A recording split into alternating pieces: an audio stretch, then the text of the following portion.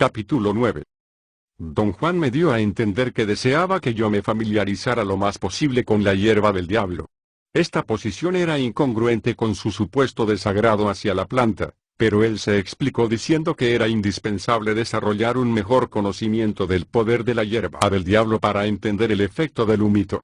Sugirió repetidamente que al menos debía yo probar la hierba del diablo una vez más con una brujería con las lagartijas. Di vueltas largo tiempo a la idea. La urgencia de don Juan creció continuamente hasta que me sentí obligado a tomar su demanda en serio. Y un día resolví adivinar acerca de unos objetos robados. Lunes, 28 de diciembre, 1964. El sábado 19 de diciembre corté la raíz de la datura. Esperé a que estuviera bastante oscuro para bailar alrededor de la planta. Preparé el extracto de raíz durante la noche y el domingo, a eso de las 6 a.m., fui al lugar de mi datura. Me senté frente a la planta. Había anotado cuidadosamente las enseñanzas de don Juan relativas al procedimiento. Releyendo mis notas, vi que no tenía que moler allí las semillas. De alguna manera, el solo estar frente a la planta me producía un raro estado de estabilidad emocional, una claridad de pensamiento o un poder de concentrarme en mis acciones del que ordinariamente carezco. Seguí minuciosamente todas las instrucciones, calculando mi tiempo de modo que la pasta y la raíz estuvieran listas al atardecer. A eso de las 5, me hallaba ocupado en cazar un par de lagartijas. Durante hora y media probé cuanto método se me ocurrió, pero fracasé en cada intento. Sentado frente a la datura, trataba de descubrir un modo expedito de lograr mi propósito cuando de pronto recordé que a las lagartijas, según don Juan, había que hablarles. Al principio me sentí ridículo hablando a las lagartijas. Era como avergonzarse de hablar frente a un público. El sentimiento no tardó en desvanecerse, y seguí hablando. Era casi de noche. Alcé una roca. Debajo había una lagartija. Parecía hallarse entumida. La recogí. Y entonces vi otra lagartija, rígida debajo de otra roca. Ni siquiera se retorcieron. Coser el hocico y los ojos fue la tarea más difícil. Noté que don Juan había impartido a mis actos un sentido de irrevocabilidad. Su posición era que cuando uno empieza a actuar no hay modo de detenerse. Sin embargo, si yo hubiera querido parar, no había nada que me lo impidiese. La verdad era que no quería parar. Dejé libre una lagartija, y tomó una dirección más o menos hacia el noroeste, augurio de una experiencia buena, pero difícil. Até a mi hombro la otra lagartija y me embarré las sienes según lo prescrito. La lagartija estaba tiesa. Por un momento pensé que había muerto, y don Juan nunca me había dicho qué hacer si eso ocurría. Pero solo se hallaba entumida. Bebí la poción y esperé un rato. No sentí nada fuera de lo ordinario. Empecé a untarme la pasta a las sienes. La apliqué 25 veces. Luego, en forma enteramente mecánica, como distraído, la extendí repetidas veces sobre mi frente. Advertí el error y me limpié apresuradamente la pasta. Mi frente sudaba, me puse febril. Me aferraba una angustia intensa, ya que don Juan me había aconsejado enfáticamente no untarme la pasta en la frente. El miedo se convirtió en un sentimiento de soledad absoluta, el sentimiento del juicio final. Me hallaba allí solo. Si algo malo iba a pasarme, nadie había que me ayudara. Quise echar a correr. Tenía una alarmante sensación de indecisión, de no saber qué hacer. Un torrente de pensamientos irrumpió en mi mente, destellando con velocidad extraordinaria. Noté que eran pensamientos más bien extraños, es decir, extraños en el sentido de que parecían acudir en forma distinta de los pensamientos comunes. Conozco la manera como pienso. Mis pensamientos tienen un orden definido que me es propio, y cualquier desviación resulta perceptible. Uno de los pensamientos ajenos versaba sobre una aseveración hecha por un autor.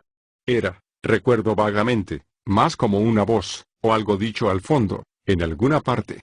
Fue tan rápido que me sobresaltó. Hice una pausa para examinarlo, pero se volvió un pensamiento común. Me hallaba seguro de haber leído el acerto, pero no podía recordar el nombre del autor. De pronto me acordé de que era Alfred Kroeber. Entonces otro pensamiento ajeno brotó para decir que no era Kroeber, sino Georg Simmel, quien había hecho la aseveración. Insistí en que era Kroeber, y sin saber cómo me vi envuelto en una discusión conmigo mismo. Y olvidé mi sentimiento de perdición total. Los párpados me pesaban como si hubiera tomado pastillas para dormir. Aunque nunca las he tomado, esa fue la imagen que acudió a mi mente. Me estaba quedando dormido. Quise ir a mi coche a acostarme, pero no podía moverme. Entonces, con bastante brusquedad, desperté, o mejor dicho, sentí claramente haber despertado. Mi primer pensamiento fue sobre la hora del día. Miré en torno. No me hallaba enfrente de la datura. Despreocupadamente acepté el hecho de que estaba viviendo otra experiencia adivinatoria. Eran las 12:35 en un reloj por encima de mi cabeza. Yo sabía que era de tarde. Vi a un hombre joven con un rimero de papeles en las manos. Yo estaba tan cerca de él que casi lo tocaba. Veía pulsar las venas de su cuello y oía el latir rápido de su corazón. Absorto en lo que veía, no había tomado conciencia, hasta el momento, de la calidad de mis pensamientos. Entonces oí una voz en mi oído describiendo la escena, y me di cuenta de que la voz era el pensamiento ajeno en mi mente. Me concentré tanto en escuchar que la escena perdió para mí su interés visual. Oía la voz junto a mi oreja derecha, sobre el hombro, literalmente creaba la escena al describirla.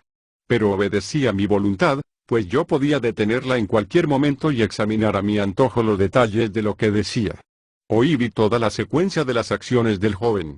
La voz seguía explicándolas en detalle, pero de algún modo la acción carecía de importancia.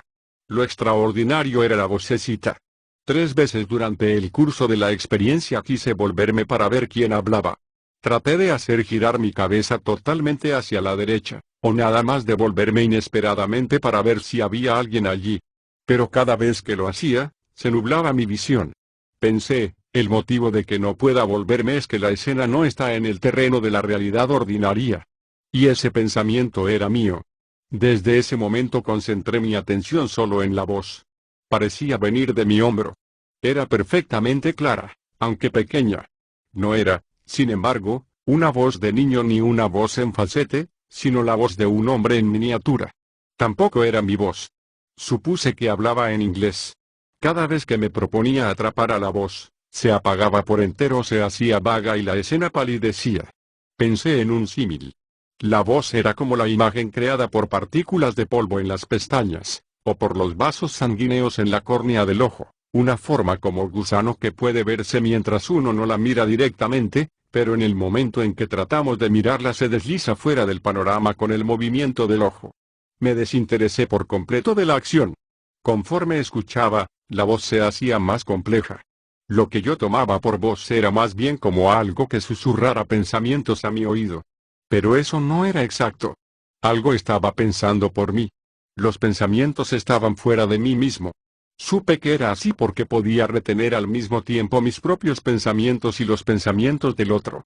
En cierto punto, la voz creaba escenas, actuadas por el joven, que nada tenían que ver con mi pregunta original sobre los objetos perdidos. El joven realizaba acciones muy complejas. La acción nuevamente había cobrado importancia y ya no presté atención a la voz. Empecé a perder la paciencia, quería detenerme. ¿Cómo puedo acabar con esto? Pensé. La voz en mi oído dijo que debía volver a la cañada. Pregunté cómo, y la voz respondió que pensara en mi planta. Pensé en mi planta. Solía sentarme frente a ella. Lo había hecho tantas veces que me fue bastante fácil visualizarlo. Creí que verla, como la vi en ese momento, era otra alucinación, pero la voz dijo que yo había vuelto. Me esforcé por escuchar. Solo había silencio. La datura frente a mí parecía tan real como todo lo demás que yo había visto, pero podía tocarla, podía moverme. Me levanté y caminé hacia mi coche. El esfuerzo me agotó, me senté cerrando los ojos. Estaba mareado y quería vomitar. Tenía un zumbido en las orejas. Algo resbaló sobre mi pecho. Era la lagartija. Recordé la admonición de don Juan acerca de liberarla. Regresé a la planta y desaté la lagartija. No quise ver si estaba muerta o viva. Rompí la olla de barro que contenía la pasta y la cubrí de tierra con los pies.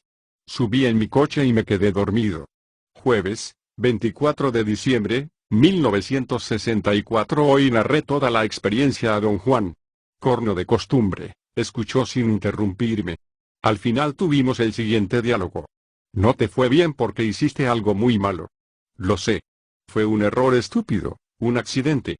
Con la hierba del diablo no hay accidentes. Te dije que la hierba te probaría hasta lo último. Una de dos, o eres muy fuerte, o de veras la hierba te quiere. El centro de la frente es solo para los grandes brujos que saben manejar su poder. ¿Qué pasa cuando un hombre se pasa la pasta en la frente, don Juan? A menos que el hombre sea un brujo de primera, nunca vuelve del viaje. ¿Se ha frotado usted la pasta en la frente, don Juan? Jamás. Mi benefactor me dijo que muy pocas personas vuelven de un viaje así. Uno podría quedarse ido meses enteros sin tener que ser atendido por otros. Mi benefactor decía que las lagartijas pueden llevar a un hombre al fin del mundo y enseñarle los secretos más maravillosos, si así lo pide. ¿Conoce usted a alguien que haya emprendido ese viaje? Sí, mi benefactor. Pero nunca me dijo cómo volvió. ¿Es tan difícil volver, don Juan? Sí. Por eso lo que tú hiciste de veras me sorprende. No sabías el camino, y debemos seguir ciertos pasos, porque es en los pasos donde el hombre halla fuerza. Sin ellos no somos nada. Permanecimos horas en silencio.